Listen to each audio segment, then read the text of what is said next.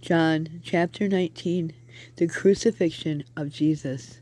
So the soldiers took charge of Jesus. Carrying his own cross, he went out to the place of the skull. There they crucified him with two others, one on each side, and Jesus in the middle. Pilate had a notice prepared and fastened to the cross that read, Jesus of Nazareth, the King of the Jews. Many of the Jews read this sign, for the place where Jesus was crucified was near the city. And the sign was written in Aramaic, Latin, and Greek. The chief priests of the Jews protested to Pilate, "Do not write the King of Jews." "But this is the man claimed to be the King of Jews," Pilate answered. "What I have written, I have written."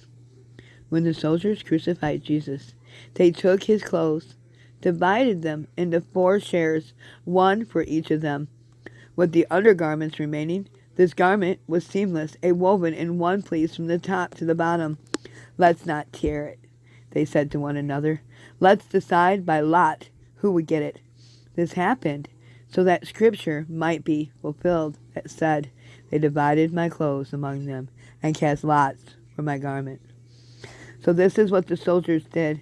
And near the cross of Jesus stood his mother's sister, and the Mary of the rival Clovis, and Mary Magdalene. When Jesus saw his mother there, and the disciples whom he loved standing nearby, he said to her, "Woman, here is your son." And to the disciple he said, "Here is your mother." And from that time on, this disciple took her into his home. The death of Jesus.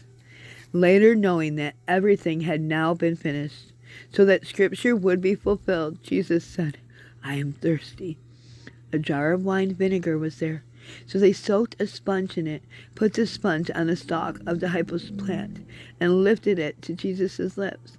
And when he had received a drink, Jesus said, "It is finished." And with that, he bowed his head and gave up his spirit. Now it was the day of preparation. The next day was to be a special Sabbath, because the Jewish leaders did not want the bodies left on the cross during the Sabbath. They asked Pilate to have the legs broken and the bodies taken down. The soldiers therefore came and broke the legs of the first man who had been crucified with Jesus, and then those on the other. But when they came to Jesus and found that he was already dead, he did not break his legs. Instead, one of the soldiers pierced Jesus' side with a spear, bringing a sudden flow of blood and water. The man saw it and was given testimony, and his testimony is true. He knows that he tells the truth, and he testifies so that you also may believe. These things happened so that Scripture would be fulfilled. Not one of his bones will be broken. And as another Scripture says, they will look on the one they have pierced. God bless you. And tomorrow I will start off where I left off. Thank you.